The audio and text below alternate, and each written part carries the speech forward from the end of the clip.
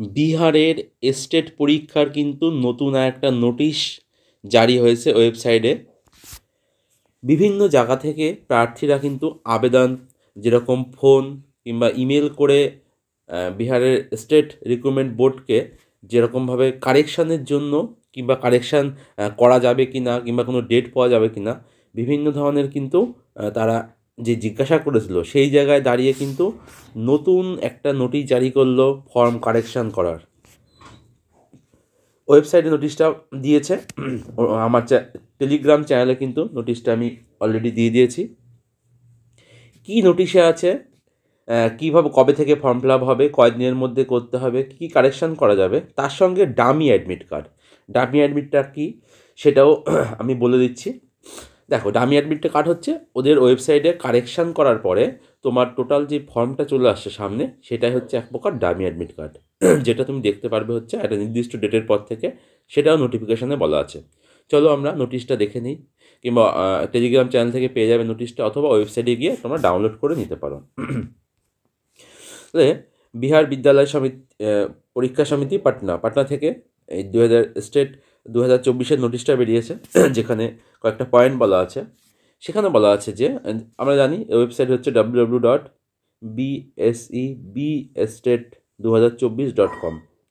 এবার এরা যেখানে প্রথমটা বলেছে যে 12/1 থেকে 17/1, অর্থাৎ 12/1 থেকে 17 তারিখের মধ্যে হচ্ছে কারেকশান ডেট।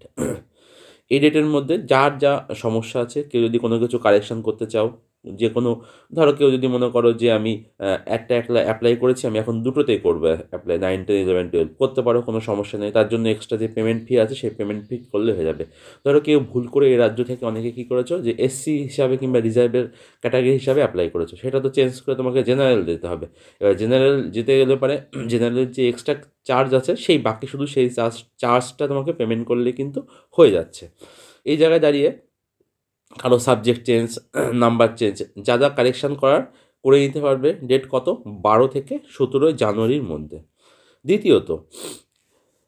দ্বিতীয়ত হচ্ছে 8 তারিখ থেকে 10 তারিখ। এটা হচ্ছে যারা হচ্ছে রেজিস্ট্রেশন করেছো কিন্তু কমপ্লিট ফর্ম ফিল আপ করতে পারোনি, কিংবা রেজিস্ট্রেশন করা হয়েছে এক্সাম ফি দিতে পারোনি, তাদের জন্য কিন্তু 8 থেকে 10 তারিখে একটা প্রথমে উইন্ডো খুলবে, যে তারা হচ্ছে যারা ধরো অর্ধেক ফর্ম ফিল আপ করে রেখেছো কিংবা করে তারপর সেভ করেছো, তারপরে আর করতে পারোনি, তারা কিন্তু কমপ্লিট ফর্ম ফিল আপটা করে এক্সাম ফি কিন্তু পেমেন্ট করতে হবে, এর মধ্যে করে ফেলতে হবে। কিংবা যারা ধরো টোটালি ফর্ম ফিল আপ হয়ে গেছে, এক্সাম ফি পেমেন্ট করোনি, তারাও কিন্তু এর মধ্যে করে ফেলতে পারছে হচ্ছে 8 তারিখ থেকে 10 তারিখের মধ্যে। পেমেন্ট ফি হচ্ছে বাকিটা যেটা আছে সেটা হচ্ছে 1 তারিখের মধ্যে হচ্ছে পেমেন্টটা তোমরা কমপ্লিট করতে পারো। যারা এক্সট্রা ফি দিয়ে হয় একটা ক্যাটাগরি থেকে অন্য ক্যাটাগরি চেঞ্জ কিংবা অন্য জাতীয় যদি পেমেন্ট অপশান থাকে, সেগুলো কিন্তু 1 তারিখ পর্যন্ত অ্যাভেলেবেল থাকছে ওয়েবসাইটে। 17 তারিখের পরে কিন্তু কোনো প্রকার ওরা কিন্তু উইন্ডোতে কোনো কিছু করতে পারবে না। মেন কথা যে 17 তারিখের পরে আর কোনো অপশান দেবে না। অতএব যা করতে হবে, যাদের যা সমস্যা আছে কিন্তু সেগুলো কিন্তু 17 তারিখের মধ্যেই করতে হবে। আর পেমেন্ট অপশান তো যেমন জানো অনলাইন এখন, সেই পেমেন্টগুলো দিয়ে হচ্ছে অ্যাপ্লিকেবল। এই হচ্ছে নোটিশ ছিল।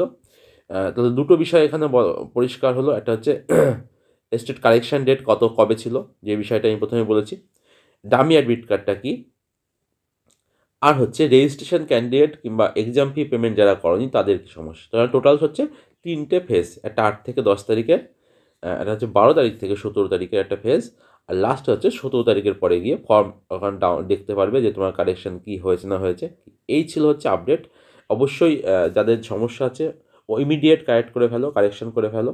যাদের পেমেন্ট হয়নি তারা কিন্তু খুব তাড়াতাড়ি পেমেন্ট করে ফেলো, কারণ আজকে হয়তো আর 10 তারিখ অবধি সময় পাচ্ছ। ঠিক আছে, এই ছিল ইনফরমেশান।